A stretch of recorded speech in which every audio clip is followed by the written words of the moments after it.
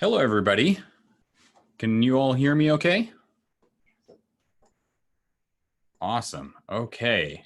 Well, we're going to get right started here today because yesterday was getting everyone up and running. So we're not going to spend any time doing that today. So I just want to say, though, if you do need help getting up and running, send me an email and I'll be happy to help you. But today I just want to jump right in and get started.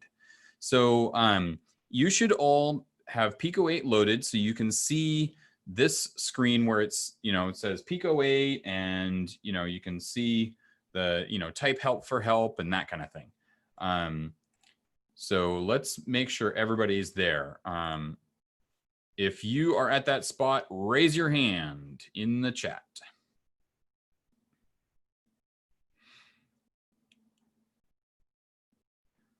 Awesome. Sounds like just about everybody's ready here.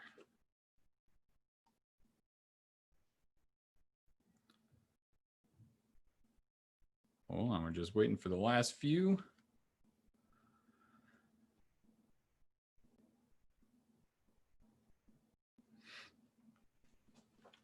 Austin, Henry, Isabella, are you at the Pico 8 starting screen here? Are you ready to go?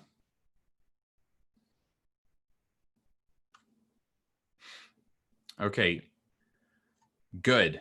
Let's get started then. Okay, so I know that some of you did my previous video game development class, which is great, but I know there's also a lot of new people here. So I want to make sure that we're starting from the beginning, and we're going to learn a little bit of coding. So what we're going to do is we're going to start off, we're not going to start off with the game. We're going to start off with some practice coding first. And but first I want to show you how to get around in Pico 8.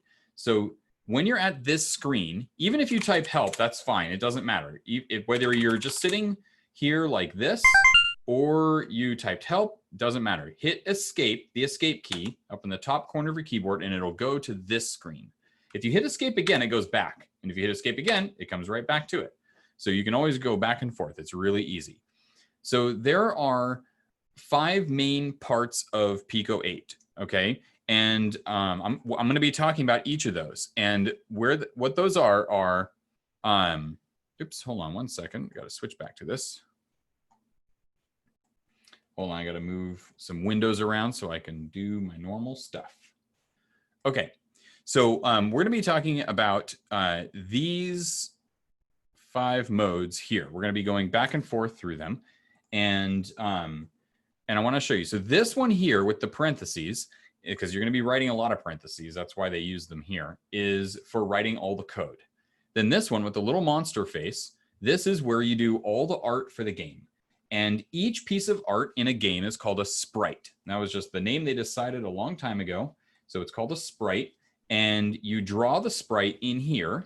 And you can draw whatever you want. And each sprite is 8 pixels, which is a 1 dot on the screen, 8 pixels by 8 pixels. You get to this screen. If you were back here, then you hit escape and it goes into this screen. And that's the coding screen. And then you up here, this little monster head, you click on that and that gets you to the Sprite Editor.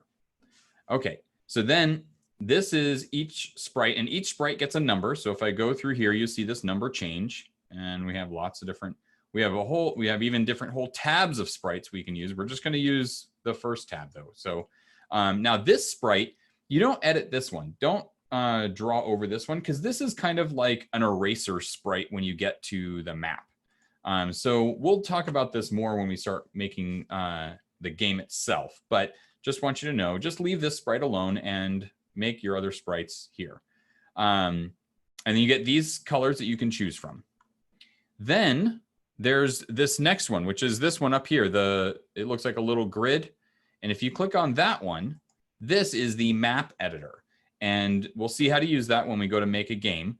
But you can use your sprites to draw a map. So for example, you don't have to follow along with this. I'm just going to show you a quick example. So for example, let's say you have a bunch of grass here. And then we have, we'll use some gray for rocks. This is not really good art. I'm just putting this here so you can see how the map editor works. And then maybe this would be water. normally I would actually draw some art here, but I'm just showing you. So then if I go to the map editor, I can say, okay, oops, I used the paint bucket. I can use the pencil. So I want to put a rock here and a rock here and a rock here. And let's put a little lake right here. Obviously this doesn't look very good because my, sprites don't look very good.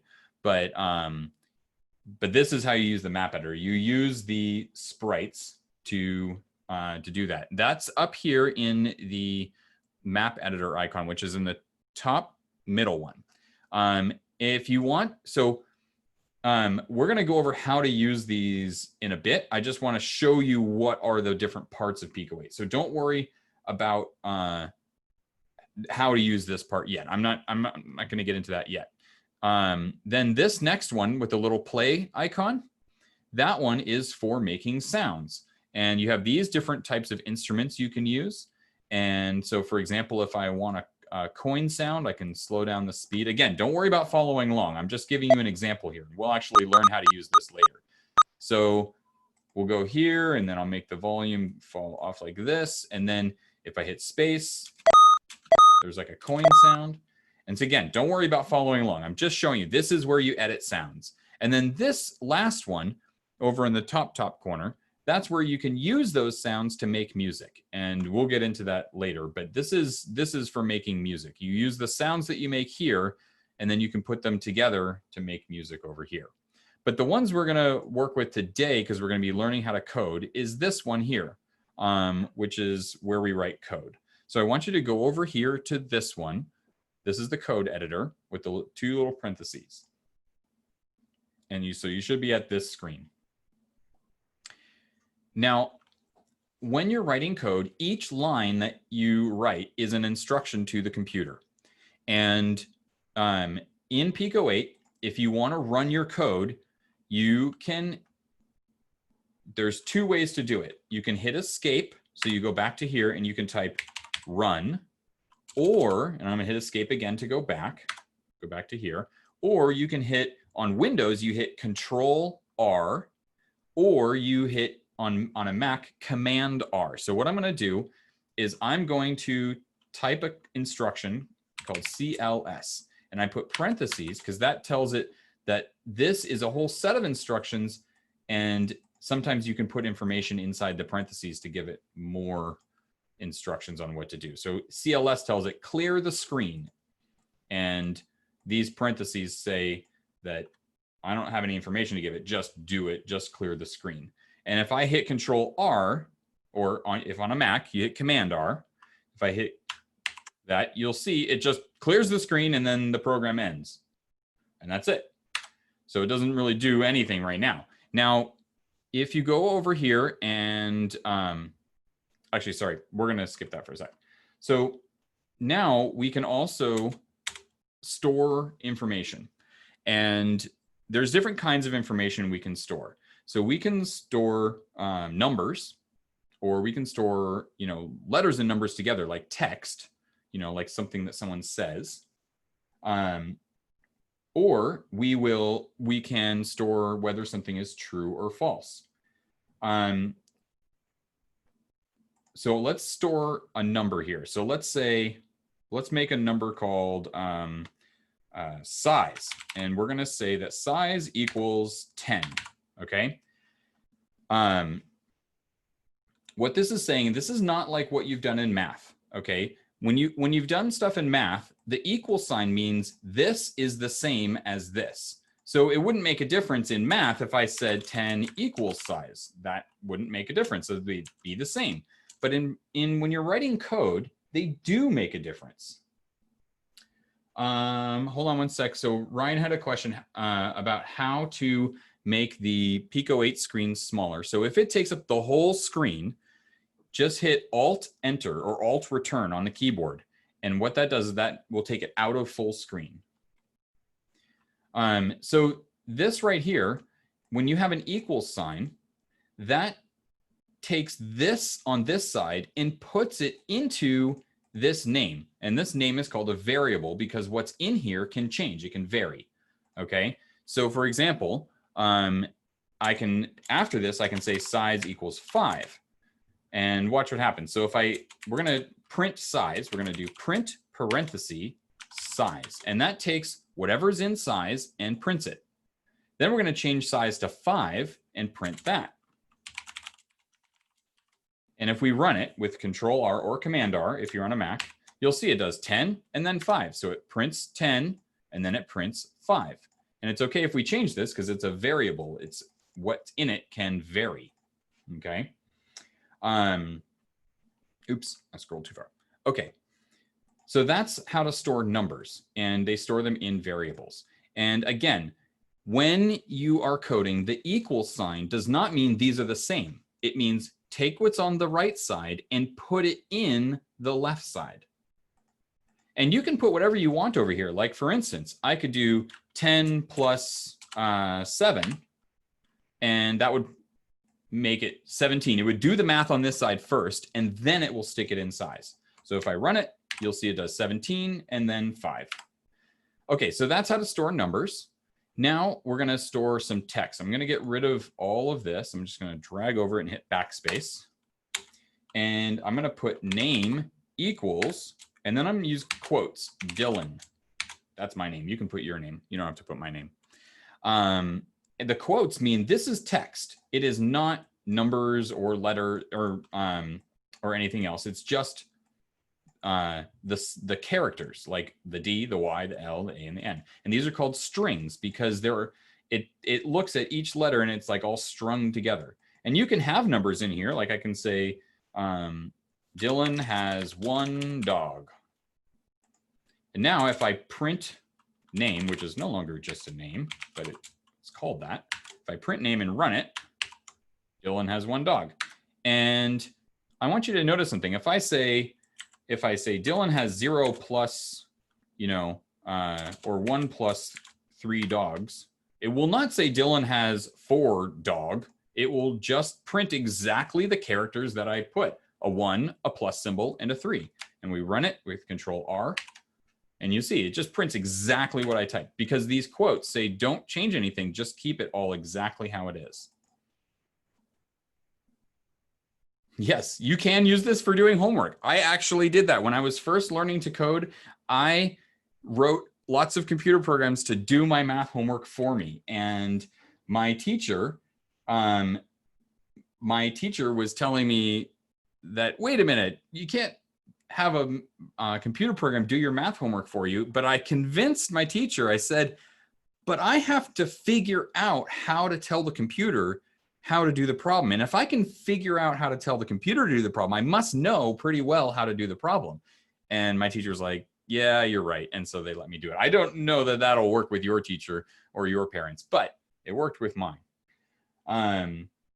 Okay, so that's how, Jackson wants to know what would we cover. I just showed that there's different parts of Pico 8, and I showed that you can store numbers in a variable called size or whatever you want to call it. You can store text in a variable, and now we're going to store true or false. So like, let's say you have a game and you want to know, is the player alive? So you can say, or let's say you want to know if the game is over, you could say game underscore. Now I used underscore to space words out because the variable name has to be all one name. Like I can't have it like this, or it thinks that's 2 variable names. So I have to use an underscore to kind of make a fake space.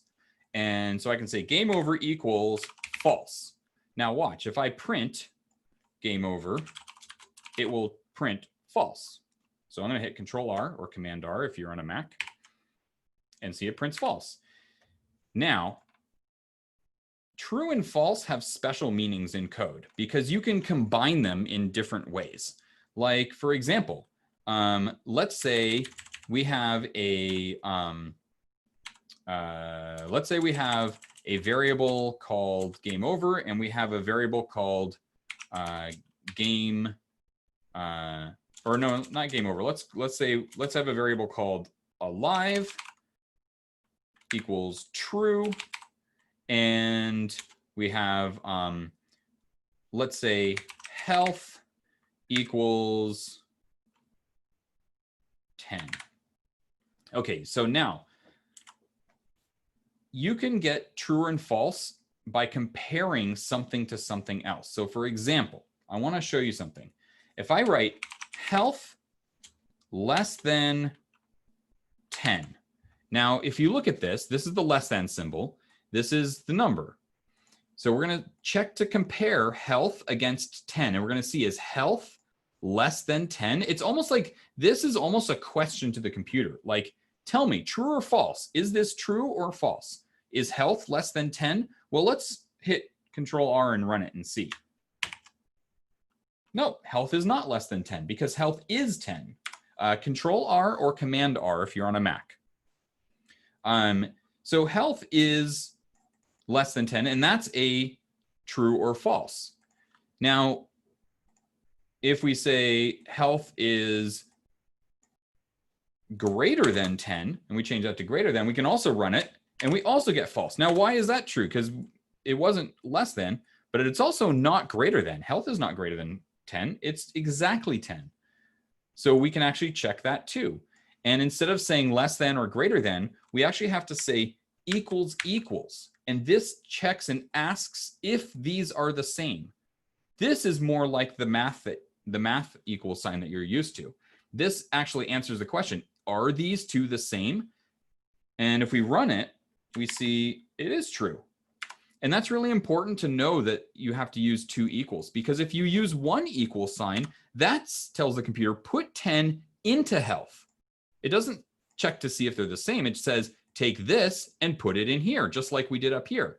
So we have to use double equals when we're asking a question about it. Shanna, if you are late, we just are going over what variables are and the three types of variables, which is some variables hold numbers and some variables hold text and some variables hold true and false. And right now we're just going over some special things about true and false and to understand how that works. So for example, we can say, is health less than 10? And it will give us back false if we run it with Command R or Control R.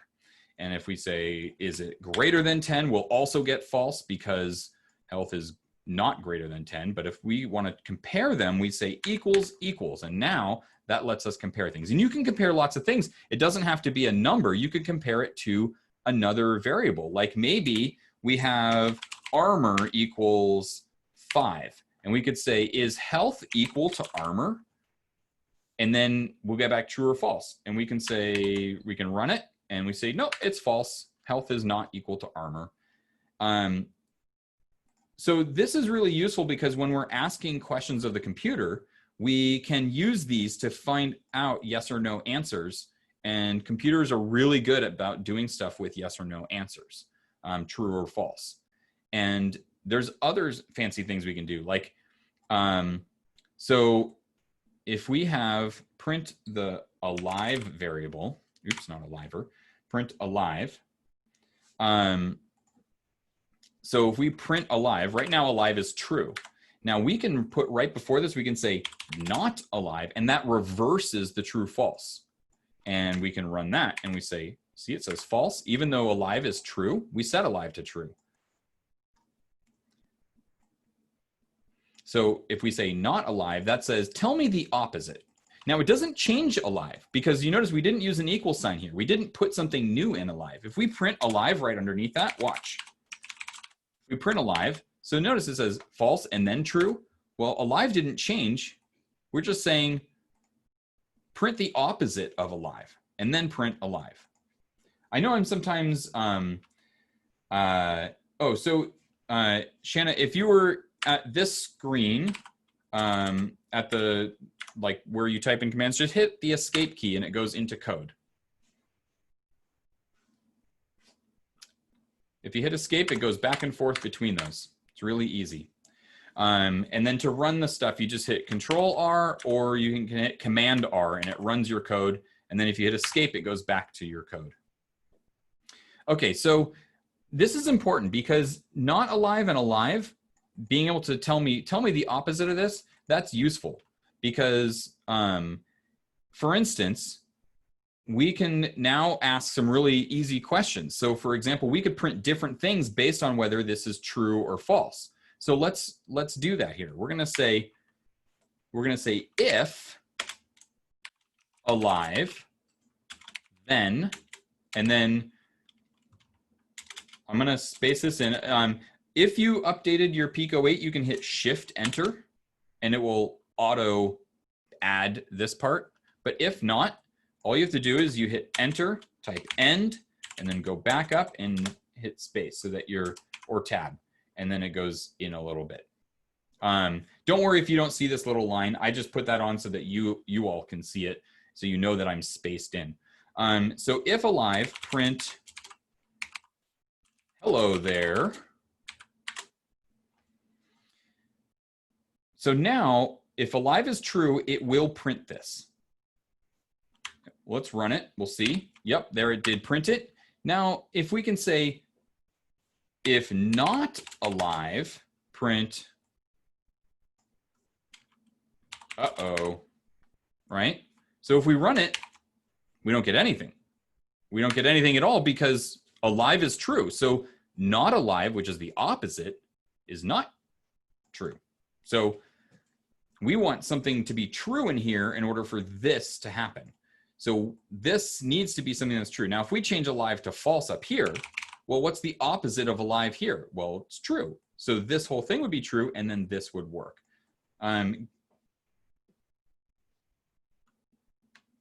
Yeah, so it is very similar to JavaScript.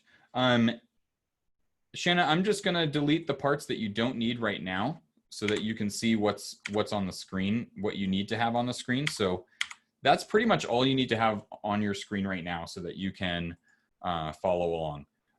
The rest of the stuff is things we were doing from before, but right now we're just going over how true and false works. So alive is false. If not alive, then print but alive is thing. Now, what if you want to do different things based on each one? Well, you could do this. You could add another one saying if alive, then print hello there. And then don't forget to put the end. It's really important you put the end. That's true. That's true, Kanan. So in Python, there's very similar types of things. And that's one of the cool things about coding is there's lots of similarities between all the different languages that you can code in. So if you learn one, it isn't that hard to learn another, which is really nice. So here I have they're called statements, two if statements. So I have if not alive, print this, but if alive, print this. But I don't want it to do both of these. I want it to just do one or the other. So there's an easy way to do this. We can take this and we can do what's called else. And then we can say print hello there. That way, we don't need this whole second one. We can just say, if this is true, do this. Otherwise, do this. Which is really nice and easy because it gives us two things that we can do. And we don't have to do one thing in here. We could do a lot of things. We could say print, try again. And then we could print after hello there. We could say print, and if you're Star Wars fans, you'll say hello there, General Kenobi. So if we run this, we say, try again, because alive is false, and we're asking is not alive. So we're asking for the opposite of alive, and that's true. So this will run. Now, if we say alive is true, well, not alive would not be true because alive is true. So not alive would be false. So if we run that, then the else will run because it goes, if this is not true, then run this. And we run that and it works. Okay, this is a really important part, and I know I've spent a lot of time on it, but it's really good to understand how this works, where you have these things like an if, where you say, if this is true, then do this, but if this is not true, then do this. Because we're going to use that in our game quite a bit, because you want games to be able to do different things. Ryan, are you in this blue screen where you can see code like this? Or are you in this screen here where it's all black? Sorry, just making sure everybody's following along here.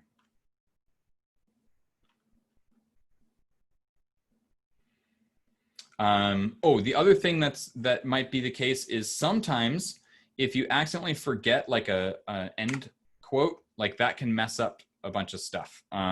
Or sometimes if you forget like a parenthesis or something like that, like little tiny errors like that can be can mess it up.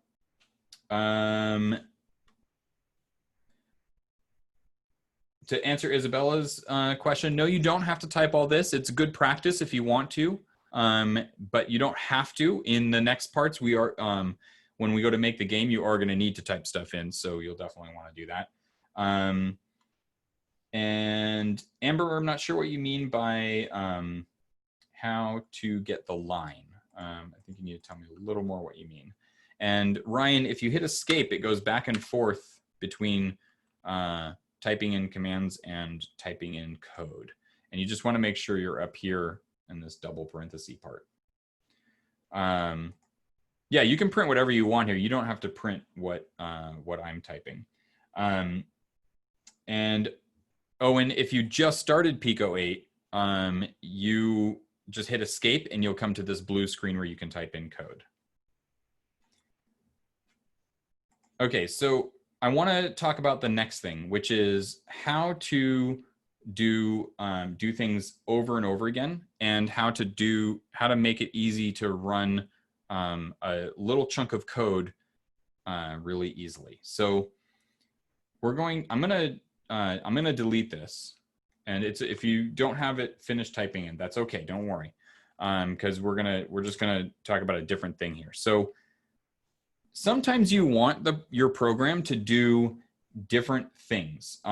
You want it to do a thing again and again, and you want to be able to like change how it does it each time. So for example, if I want to know the area of a rectangle, I need to know the width and I need to know the height. And I want it to give me back the answer if I give it the width and the height. So what we use is a thing called a function, and a function is just like a little pack of instructions where you can feed it some information and it gives you data back. So we're going to type one. So we're going to type function, and then this one we're going to call area, and because that's what we want it to do. And I'm going to use parentheses after that because this is where I can give it information on how to figure out area. Now, I don't have to have anything in here, but I do have to have the parentheses. The parentheses can be empty, which means you don't need any information, just go do it. But you do need to have parentheses so that it knows that it's part of a function. Henry, to answer your question, we're not going to do any code for the game today. We're just learning about coding. So if you know this part or you remember it from last time, totally fine. If you want to just start tomorrow, that's fine. Today we're just learning coding. So function area, I want to say, in order to figure out the area, I need to know the width, comma, height. So that means there's two pieces of information that I need to know here. And then we hit enter and then end. And that says this starts this set of instructions and this ends it. And then what we can do is we can say total equals width times height. And we do this is by doing the shift key and 8 it's called an asterisk. It's the little star symbol. And if you do shift 8, it will make that symbol.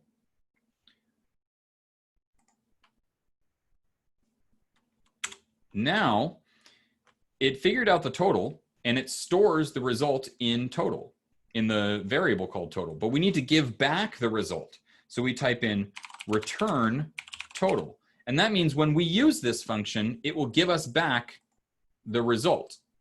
And so let's use it. So right now, if I run this program, nothing happens.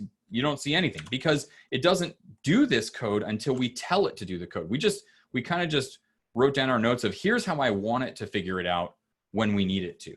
So let's actually do that. So let's say we're going to make a variable called box, and we're going to say area it's 5 wide, and 7 tall. Now this is how we run this function. We give it the name, and in parentheses, we give it the information that it expects to have. So it expects a width and expects a height separated by a comma, just like here.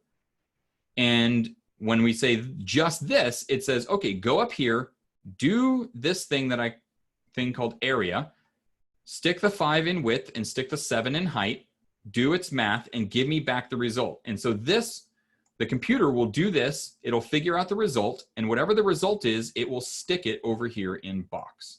So if we print box, we'll see what happens. 35, just like we expect. Pretty simple. Now, here's the thing. We don't have to give it just straight raw numbers. We could say, we could make a variable called W and give that a value of 5, and H, and we could give that a value of 7. Then we could say, use the area function with W and H as your 2 pieces of information. And you'll see if we run it, it does the exact same thing, even though it's using variables here. And we could say box 2 equals area width plus 4 and height plus 2. And you'll notice it will do this just like in math when you have order of operations, like, you know, do these parts first, do these parts second, do these parts third. It will do this part first. It'll take 4, add it to W. It'll take 2 and add it to H. Then it'll take those new numbers and send those to area. Area will do its math and give us back the total. And then it will take that total and stick it in box 2. So then if we say print box 2, you'll see it does the math for the new problem that we gave it. Control R or Command R on a Mac will run your program. And then when you're done running the program, hit escape again, and it will come back out and come back to your code again. So it's important to know that we don't have to give it raw numbers. We can give it variables. We can give it math problems. We could even give it other functions. Like, for example, let's say we make a function called double, and we give it a number. And in this function, we make the total is equal to num times 2. Remember, times is shift 8, make the star symbol. And so it'll take the number, multiply it by 2, and then stick it in total. And then then we're going to tell it return total. Just like the area function, it gives us back the result. So then we can say, what if we want box 1 to be double W?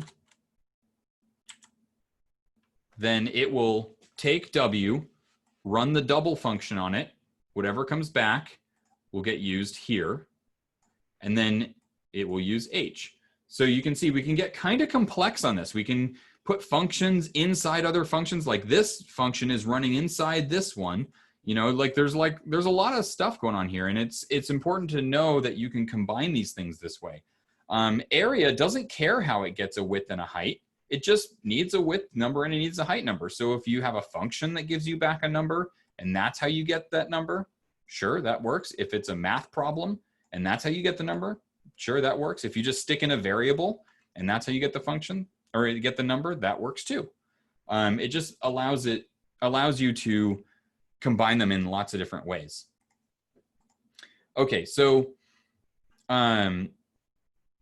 that's how functions work. Functions are really useful. They don't always have to give back information too. Like here, we're having it return information, but sometimes we want it to just do something. So for example, I'm gonna make a function underneath this called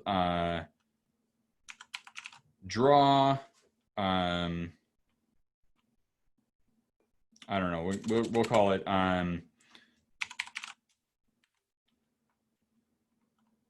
what should we call it? We'll just make an easy one. We'll draw face. Notice we don't have to give it any information. We're just going to tell it, go do this. And we're going to say, draw a circle at, this is a function that Pico 8 has for drawing circles, and you have to tell it how many dots over. So let's say 40 dots over, and how many dots down. So maybe like 60 dots down. And then you have to tell it how wide, like how many dots wide to make it from the center. So maybe like 10. And then what color to use. And if you go over to here, if you click on the little monster face and put your mouse over the over a color, you'll see down here in the corner, you'll see the number of the colors. So if we want like an orange circle, we'll use color 9. And then if we click back up here, up at the top, click back up to the little code symbol. Now we can keep going. So we'll use color 9 for our circle. And then we're going to make a dot. A dot P set stands for pixel set, which just puts a 1 dot on the screen. And we'll make it a little less than 40, like 35, and a little higher, so like maybe 55. And then we'll make it the same color. We'll make it number 9. So how far over, how far down, and what color. That P set expects 3 pieces of information. And then we'll do that again. We'll do P set, and this time we'll do 45 and 45 pixels over, and also 55 down, same as the other one, and we'll make it also color 9. And now we have a function, and if we run our program, nothing extra happens. It doesn't draw a face. If I hit Control R or Command R, it didn't do it. It didn't draw our face. And why not? Because we just told it what the function is, but we didn't actually tell it to run the function. And that's because we have to actually tell it to run the function, draw face like this. So to answer the question, how do you find the color number? You go up here to the monster face where you can draw sprites, put your mouse over the color, and you'll see down in the, I'll show you down, while your mouse is over there, you'll see down here, it's got the color number. Hope that answers your question. So you can pick the color number here, and then we'll go back here. So now if we say draw face, now let's run it. We'll run the code, and it drew our face because we actually told it to run that function. So that's how we can make a function and then run it. Okay. Any questions on what we've covered so far? I know we covered a lot. If you want to watch the recording afterward to kind of see it again, to kind of refresh yourself, please let me know, send me an email, and I will send you the link to the recording once I have it. So if you want to do the face, so I made a function. This is to answer Shauna's question. So I wrote function, and then the name of the function, and it doesn't need any information, so I didn't put anything in the parentheses. And then I told it 3 special Pico 8 functions. I told it to draw a circle, and I told it how far over, how far down, how wide, and then what color to use. And then I used 2 more functions. It kind of looks like a face. I mean, I'm not a super good artist, so to me, it's kind of a face. You can't use new colors other than what's already in Pico 8. That's one of the limitations of Pico 8, and I know that can be frustrating for some people, but when you're learning a lot of new things, it can be nice to have things that it's like, well, okay, I don't have to learn tons of new things. I just have like a few new things. So in this case, colors, having just those colors is kind of nice to be able to be limited to just those colors. But the truth is, you can do a lot of really cool stuff with just those colors. I have some friends that have done amazing art with just those colors, and I was like, whoa, I don't even know how you possibly did it with just those few colors, but they really did some amazing stuff. So the 4 numbers I typed in for the circle are how many dots over, so starting with 0, 0 up in this corner, how many dots over, and then how many dots down, and then how wide. So if the center was here, it was 10 dots wide from the center to the edge. And then the last number is what color to use. So this is called X because X is usually used for numbers going this way. And this is Y, which Y is used for numbers going up and down. And 10 is, for a circle, it's called the radius, which is the distance from the center of a circle to the outside edge. And then 9 is the color. Now, pixel set, doesn't need 4 numbers. It just needs 3. How far over, the X number, how far down, the Y number, and what color to use. And these are built into Pico 8. These are functions. I don't need to write the functions. It already has these built in. Okay. So the last thing I'm going to show you is really cool and allows you to get a lot of fun out of Pico 8 too while you're waiting. If you hit escape, so we're gonna be done with this right now, okay? Well, if you do, that's great. So Kanan, I'm going to put your question on here, and I'm gonna put it so other people can see it too, because he added some extra things you can write.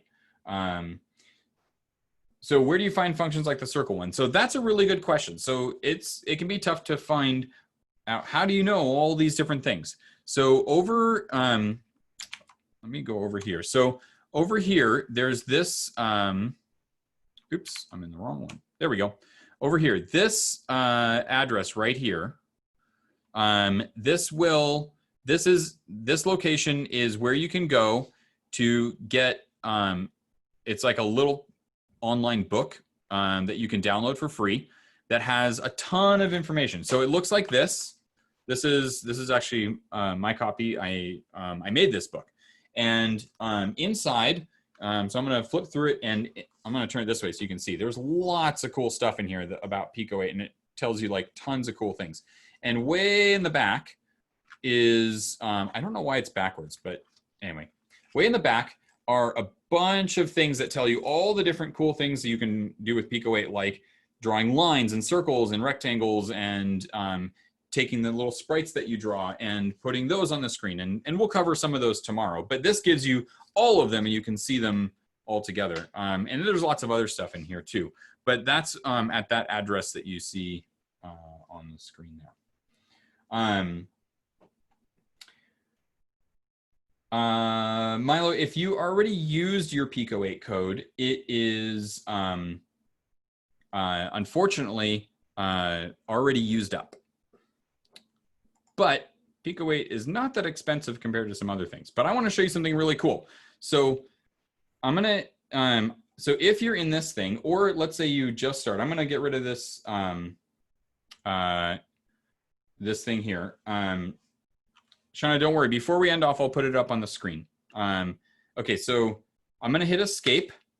And now I'm going to do something. I'm going to type this. I'm going to type install _ demos. Okay.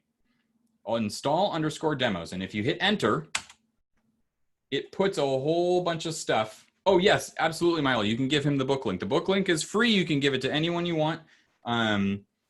And you can totally have it. I thought you meant the code for getting Pico 8 that we sent to all the people who that we sent to everybody who joined. So do you see I typed install demos and hit enter while I was at the black screen where you type in commands. Now, in order to get to these, I have to type in cd space demos. And when you hit enter, you'll see it moved into the folder that has demos, cd space demos. Now, do you see all these names on the screen?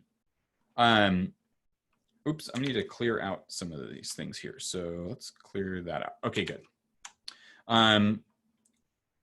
If I type load, and let's try like, let's try hello. And we'll hit enter. We'll say load hello and hit enter. And it's like, whoa, you have unsaved changes. That's because I have a bunch of code that I didn't save. And I'm okay with getting rid of them. So I'll say, yes, go ahead, keep loading without saving the changes. If you say no, and you decide, oh, I actually do want to save my changes, you can type save my code, and then it will save it. And then now you can type in load hello. And then it loads hello. Now, right from here, if you type run or you hit Control R or Command R.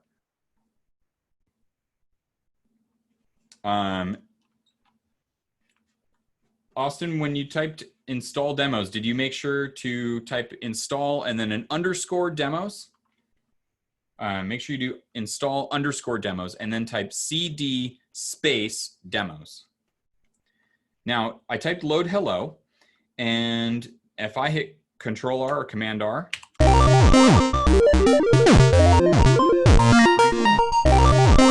then I hit escape, and escape again, I see all the code that was used to make this.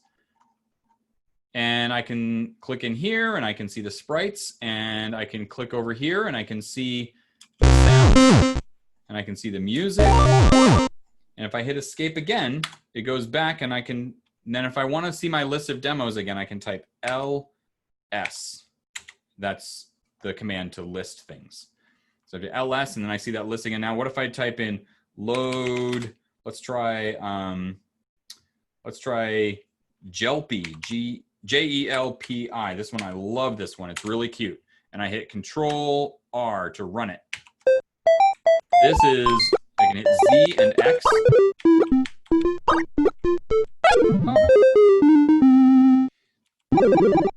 We're running out of time here, so I got to finish up. But this allows you to see, and then if I hit escape and escape again, this is all the code used to make Jelpy. And here's all the sprites. I can click over here and see all the sprites. I can decide if I want to change what they look like. And here's the map data. I can use the hand to like scroll around. And there's Jelpy. Like maybe I want to, you know, let's make this tree a little bigger. We'll make the tree bigger like this. I'll put an extra part down here and add maybe some baubles. And then maybe let's make a part of the tree that goes all the way out like this. And now when we run it, look at that. It changed it. It changed how the game works. You see this block? Well, if we wanted to go back and add more blocks, we can use our hand tool and move over, and then let's add more blocks. Let's add like a super tall one and maybe one like that. Now when we run it, look at that. We just changed the game, and you can do that really easily. And that's using, so I'm going to show you how to get to this again, okay? So I'm going to show you, let's say you first start out. Let's say you completely start out brand new. You just start Pico 8. You can type, you only have to do this one time, but if you haven't done it, install underscore demos. And you hit enter. And then you type in CD space demos. And now you can type in ls, and that lists all of the demos like this. And then you type load, and then you type the name of the one you want. Like let's type in, let's load bounce. So I type load bounce and hit enter. And then if I hit Control R or Command R, and I can hit X, bounces it. And I hit escape and escape again. Then I'm into all the code. I can hit escape again. I can type ls. There's a lot of stuff here to explore. Okay. And then when you're totally done with Pico 8, you can type shut down. And then when you hit enter, Pico 8 will shut down and close for you. Okay, so tomorrow, so we learned a lot about code today. Tomorrow, we're actually going to start writing our game. And we're going to go pretty quick. So be ready tomorrow to get started right away. If you have questions, if you want to save something that you wrote, you can type save and then the name of what you want to save it as. And if you hit enter, then it will save it. So and then later, if you want to load it, you just type load and then type the name of what you saved it as before, and that will work. If you get stuck or you need any help or you have questions, you can always email me. I would be happy to answer any questions. And don't worry, don't think that, oh, this is a dumb question, I don't want to ask it. Ask any question, even if it's like, how do I open Pico 8? I'll still help you. And tomorrow we're actually going to start making the game. You'll see tomorrow what kind, but we've got to end off now. We're actually a little bit over time. Thank you, everybody. You did great. And I'll see you tomorrow. Oh, hold on. My email, I'm going to put it up on the screen here. My email, if you need it, is dylanb@delphian.org. If you need to email me, that is my email address, and I will be happy to answer any questions. Even if you can't just remember something I just told you and you like, wait, how do we install the demos again? Just send me an email. I will be happy to answer it for you. Okay, thanks for everybody for stopping by, and I will see you tomorrow. Great work.